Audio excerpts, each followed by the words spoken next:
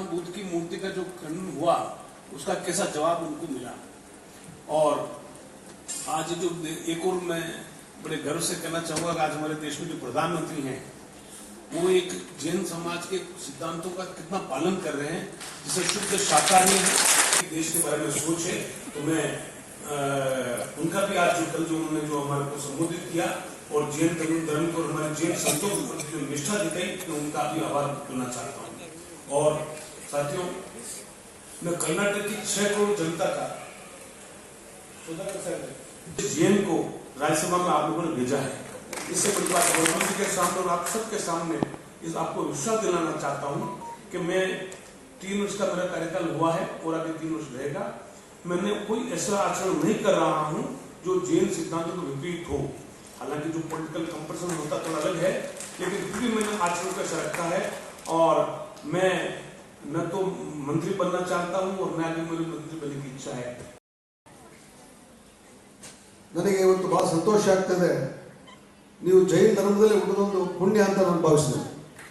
ಹೇಳಿದ ಭಾಷಣದಲ್ಲಿ ನಾನು ಸುಮಾರು 15-20 ವರ್ಷದಿಂದ ಈ ಜೈನ ಧರ್ಮದ ಪ್ರಭಾವಕ್ಕೆ ಈಡಾಗಿ ನಾನು ಯಾವತ್ತೂ ಸಹ 20 ವರ್ಷದಿಂದ ಮೊಟ್ಟೆ ತಿಂತಾ ಇಲ್ಲ. ನಾನು ನಮ್ಮ ರಾಜ್ಯಪಾಲದಲ್ಲಿ ರಾಜ್ಯ ಗೌಂಡಲ್ಲಿ ಅಹಿಂಸಾ ನಮ್ಮ ಬಾವುಟ ಏನಿದೆ ಧರ್ಮದ್ದು, ಆ ಬಾವುಟನ್ನು ಕೂಡ ನಾನು ಹಾಕಿದ್ದೇನೆ. ಸಾಯಂಕಾಲದ ಮೇಲೆ ನಾನು ಊಟ ಮಾಡಲ್ಲ ನನ್ನ ಮೊದಲ ಭಾಷಣದಲ್ಲಿ ಪ್ರಸ್ತಾಪ ಮಾಡೋದು. ಧರ್ಮದ ಏನು ತಳಹದಿಯಾಗಿದೆ ಅಹಿಂಸೆ, ಅದು ಬೇರೆ ಜನಾಂಗದ ಮೇಲೂ ಸಹ ಪ್ರಭಾವ ಬೀರಬಲ್ಲದು. ಅದನ್ನು ಅಡಾಪ್ಟ್ ಮಾಡಿಕೊಂಡ್ರೆ ಅನ್ನೋದನ್ನು ರಾಜ್ಯಪಾಲರವರು ಭಾಳಷ್ಟು ಉತ್ತಮವಾಗಿ ಇವತ್ತು ಬೆಳಗ್ಗೆ ಮಾತನಾಡಿದ್ರು. ಸೊ ಇದರ ಹಿನ್ನೆಲೆಯಲ್ಲಿ ಇವತ್ತು ವರ್ಷ 50 ಕೋಟಿ, ಫಸ್ಟ್ ವರ್ಷ 2023-24-25 ಕೋಟಿ ಇಟ್ಟಿದ್ವಿ. 23-24ರಲ್ಲಿ 50 ಕೋಟಿ ಇಟ್ಟಿದ್ವಿ. ಈ ವರ್ಷ 25-26ರಲ್ಲಿ 100 ಕೋಟಿ ರೂಪಾಯಿ ಜೈನ ಸಮಾಜಕ್ಕೆ ಇಟ್ಟಿದ್ದಾರೆ. ವಿಧಾನಸಭೆಯಲ್ಲಿ ಅಲ್ಪಸಂಖ್ಯಾತ ಸಚಿವರು ಮುಂದಿನ ಬಜೆಟ್ ಒಳಗೆ ಅದನ್ನು ಈಡೇರಿಸ್ತೀವಿ ಅನ್ನೋ ಮಾತನ್ನು ಕೂಡ ವಿಧಾನಸಭೆಯಲ್ಲಿ ಭರವಸೆ ಕೊಟ್ಟದನ್ನು ಸಹ ನಿಮಗೆ ಜ್ಞಾಪಕ ಬಯಸಿ, ಕಳೆದ ವರ್ಷದ 50 ಕೋಟಿಯಲ್ಲಿ 39 ಕೋಟಿ ರೂಪಾಯಿ ನಾವು ಸಮಾಜದವರು ಬಳಸ್ಕೊಂಡಿದ್ದಾರೆ. ಈ ವರ್ಷ 100 ಕೋಟಿ ರೂಪಾಯಿ ಇಟ್ಟಿದ್ದಾರೆ. ನಾನು ಮನವಿ ಮಾಡಿದ್ದೆ ಮುಖ್ಯಮಂತ್ರಿ ಸುಮಾರು 200 ಕೋಟಿ ಆದರೂ ಹಣವನ್ನು ಕೊಡಿ, ನಮ್ಮ ಹಳೆಯ ಬಸ್ತಿಗಳಿಗೆ ಕೊಡಿ ಅಂತ. ನಾನು ಮನವಿ ಮಾಡ್ತೇನೆ KJ ಸಂಸ್ಥೆಗೆ, ಎಲ್ಲಿ ಹಳೆಯ ಬಸ್ತಿಗಳಿದ್ದಾವೆ ಅದನ್ನು ಹುಡುಕಿ ಅದರ ಜೀರ್ಣೋದ್ಧಾರಕ್ಕೆ ಮೊದಲನೇದು ಹೊಸದು ಕಟ್ಟೋದಕ್ಕಿಂತ ಹಳೆಯ ನಾನು ಭಾವನೆ ಏನಿದೆ ಅಂದರೆ ಬೀಜದ ಕೂಡ ಯಾಕೆ ಮಾಡಬೇಕು ಅಂತಾರೆ. ಮಾನ್ಯ D. ದೇವರಾಜ ಅರಸರನ್ನು ನಾನು ಈ ಸಂದರ್ಭದಲ್ಲಿ ಜ್ಞಾಪಕ ಮಾಡ್ಕೊಳ್ಳಿ ಬಯಸ್ತೇನೆ. ಅರಸರವರು ಸರ್ವ ಜನಾಂಗಕ್ಕೂ ನ್ಯಾಯ ಕೊಟ್ಟಿರ್ತಕ್ಕಂಥ ಏಕೈಕ ವ್ಯಕ್ತಿ.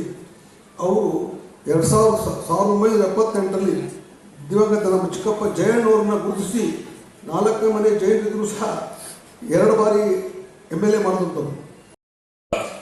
ಭಗವಾನ್ ಶ್ರೀ ಮಹಾವೀರ ಜಯಂತಿಯನ್ನ ಸರ್ಕಾರದ ವತಿಯಿಂದ ಆಚರಣೆಯನ್ನ ಮಾಡುವಂತ ಕೆಲಸವನ್ನ ಮಾಡ್ತಾ ಇದ್ದೀವಿ.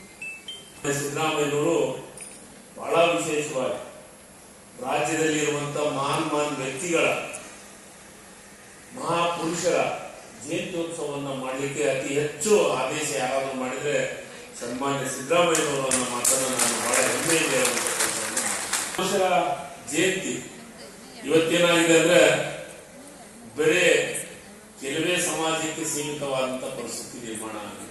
ರಾಜ್ಯದೊಳಗ ಹುಟ್ಟಿ ಇವರ ತಂದೆ ಸಿದ್ಧಾರ್ಥ್ ಹಾಗೂ ತ್ರಿಶೂಲಾದೇವಿ ಅವರ ಮಗನಾಗಿ ಬೆಳೀತಾ ಈ ಮಹಾರಾಜ ಮಂತ್ರದ ಹುಟ್ಟಿದಂತ ಪುಣ್ಯಾತ್ಮರು ಆರಾಮಾಗಿರ್ಬೇಕಾಗಿತ್ತು, ಎಲ್ಲ ವೈಭವಗಳನ್ನು ಅನುಭವಿಸಬೇಕಾಗಿತ್ತು. ಈ ನಾವ್ಯಾರು ಸ್ವಲ್ಪ ಶ್ರೀಮಂತರನ್ನ ತ್ಯಜಿಸಿ ಸಾಮಾನ್ಯ ಜನರ ಕಷ್ಟಗಳಿಗೆ ಮಿಡಿಯುವಂತವ್ರು ಯಾರಾದ್ರೆ ಅದು ಮಹಾವೀರರು ಅನ್ನೋ ಮಾತನ್ನ ಇಲ್ಲಿ ಹೇಳ್ಬೇಕಾಗುತ್ತೆ. ಹುಟ್ಟಿದ್ದಕ್ಕೆ ನಾವು ಈ ಬಹಳ ನೆಮ್ಮದಿಯಿಂದ ಇರೋದು.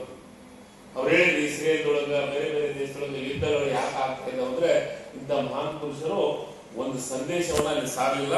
ನಮ್ಮ ಭಾರತ ದೇಶಕ್ಕೆ ಎಲ್ಲಾ ಸಂದೇಶವನ್ನು ಸಾರಿದಕ್ಕೆ ನಾವು ಇವತ್ತು ನೆಮ್ಮದಿಯ ಬದುಕನ್ನು ಬಾಳ್ತಾ ಇದ್ದೀವಿ. ಅದಕ್ಕಂದ್ರೆ ಈ ಮಹಾಪುರುಷರ ಪುಣ್ಯದ ಫಲವನ್ನು ಮಾಡ್ತಾ ಇದ್ದೀವಿ. ಬಂಧುಗಳು, ಇವತ್ತ ಇಂಥ ಮಹಾಪುರುಷರ ಜಯಂತಿ ಮಾಡೋದ್ರ ಮುಖಾಂತರ ನಮ್ಮ ಎಲ್ಲ ಇವತ್ತು ಇವ್ರು ಏನೇನು ಮಾಡಿದ್ರು ಅಂತಂದ್ರೆ ಅಹಿಂಸೆ ಮತ್ತಿದ್ರ ಜೊತೆಗೆ ಬಲಿ ಕೊಡುವಿಕೆ, ಸ್ತ್ರೀಯರನ್ನ ಶೋಷಣೆ ಶೋಷಣೆಯ ವಿಚಾರದಲ್ಲಿ ಬದಲಾವಣೆದ ಅಂದಾಚಾರಗಳನ್ನು ತೆಗೆದು ಮೂಢನಂಬಿಕೆಗಳಿಗೆ ಮೂಢನಂಬಿಕೆಯಿಂದ ಹೊರಬರುವಂತ ಸಂದೇಶವನ್ನ ಸಾರಿದರು ಮಹಾವೀರರು ಅನ್ನೋ ಮಾತನ್ನು ಇವತ್ತು ನೀವು ನೋಡ್ರಿ.